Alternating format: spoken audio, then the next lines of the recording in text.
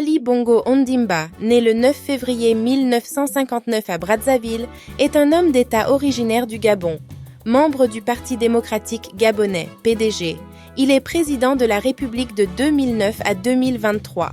Suite au coup d'État dont a récemment été victime le Gabon et suite aux polémiques autour des détournements de fonds qui planent au-dessus du nom Bongo, nous avons donc choisi de vous proposer ce contenu de recherche qui essaie de vous montrer la fortune du clan Bongo. Vous êtes bien assis?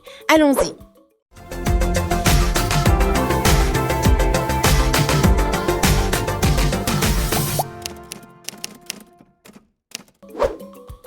Il est le fils d'Omar Bongo qui a dirigé le pays de 1967 à 2009.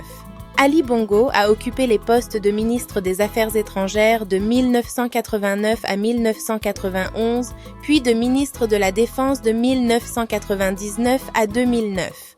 En 2009, Ali Bongo s'est présenté comme candidat à l'élection présidentielle qui a eu lieu après le décès de son père.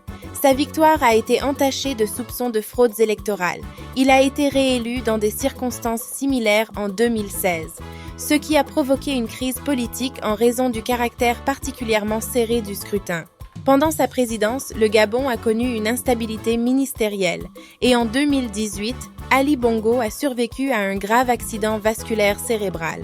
Cette situation a failli entraîner un renversement de son régime lors d'une tentative de coup d'État. Initialement en retrait pendant son premier mandat, il a progressivement augmenté son implication dans la politique nationale. Après près de 14 ans à la tête du pays, Ali Bongo a cherché un troisième mandat lors de l'élection présidentielle de 2023.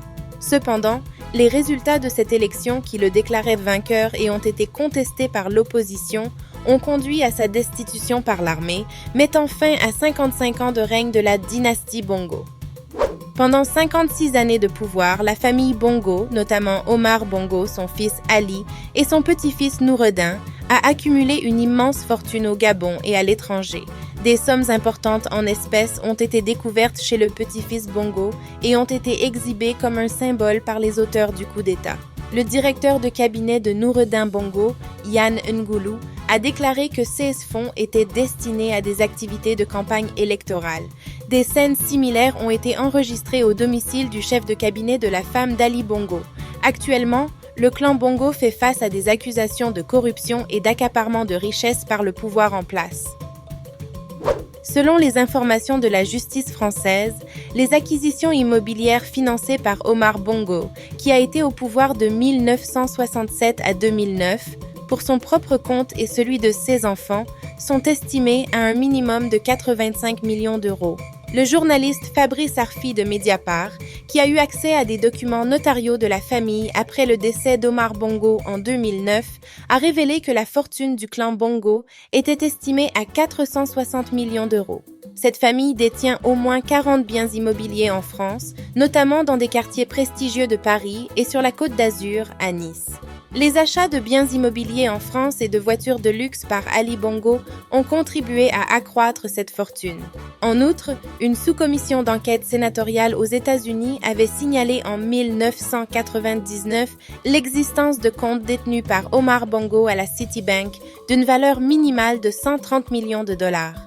Au cours d'une enquête qui a duré une quinzaine d'années en France, depuis 2007, 9 membres de la famille Bongo ont été inculpés dans l'affaire des biens mal acquis, notamment des biens immobiliers.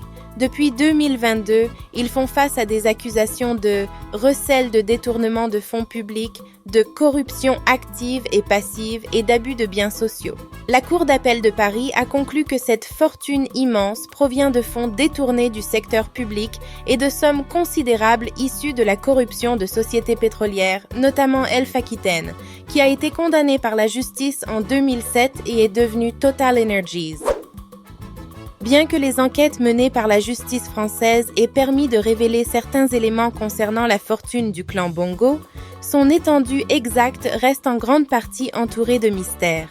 Fabrice Arfi, le journaliste qui a eu accès à des documents notariaux de la famille après le décès d'Omar Bongo en 2009, a estimé cette fortune à 460 millions d'euros.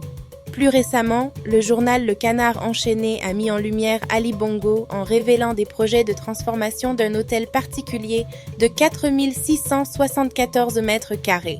Cet hôtel particulier avait été acheté pour 100 millions d'euros en 2010 par le Gabon sur ordre d'Ali Bongo en tant que résidence diplomatique. Ces révélations mettent en évidence l'ampleur des investissements et des dépenses liées à la famille Bongo, notamment en matière immobilière. En France, la famille Bongo possède effectivement de nombreuses propriétés, notamment des villas sur la Côte d'Azur et des hôtels particuliers à Paris. Une enquête connue sous le nom des biens mal acquis a été ouverte en 2008 en France pour examiner les acquisitions de biens immobiliers et d'actifs financiers par des dirigeants africains soupçonnés d'avoir utilisé des fonds publics à des fins personnelles. Avec la chute du président Ali Bongo, les ONG anti-corruption estiment qu'un procès à son encontre est désormais envisageable, étant donné la fin de son immunité présidentielle.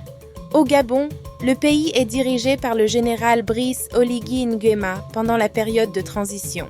Cependant, il est important de noter que le président de la transition lui-même fait l'objet d'accusations d'avoir acquis des biens mal acquis aux États-Unis. Cette situation soulève des questions sur la transparence et la légitimité du gouvernement en place, ainsi que sur les enjeux liés à la corruption à l'échelle internationale. L'information selon laquelle la présidence gabonaise possède un parc automobile de luxe comprenant des voitures telles que Maybach, Mercedes et Rolls-Royce est effectivement préoccupante, surtout dans un pays où un pourcentage significatif de la population vit sous le seuil de pauvreté.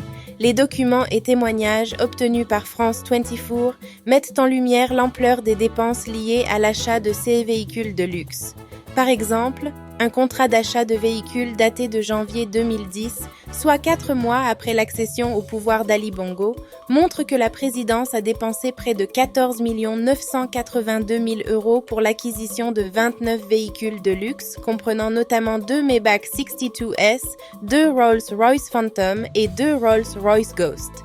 Cette révélation soulève des questions sur la gestion des ressources publiques et suscite des préoccupations quant à l'utilisation des fonds dans un contexte de pauvreté persistante. Elle met également en évidence l'importance de la transparence et de la responsabilité dans la gouvernance des ressources publiques.